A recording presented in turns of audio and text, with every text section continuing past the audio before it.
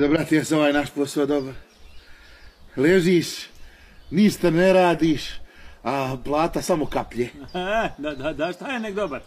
Nije lako do ovakvog posla doći. Treba to čuvati, kume moj. Ovakav posao se dobija jednom u životu.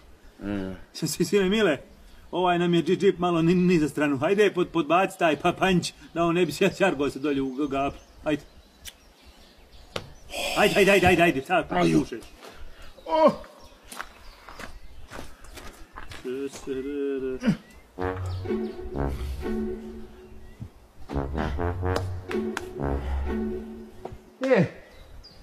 Tedo, sad ti misliš, pa ću mi dobiti neku paru na platu još, a?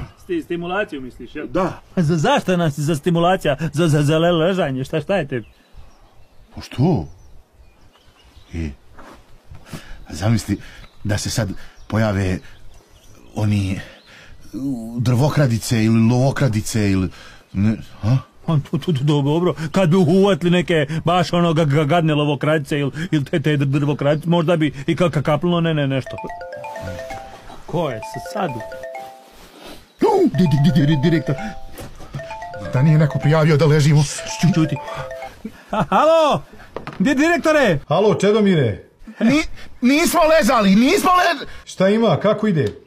Evo, direktore, non stop smo po pokretu. Pokrivamo svaki djelić nacionalnog parka. Muva ne može proletiti, mi smo na svakom dijelu. Dobro, fino. Drago mi je to čuti, Čedomire.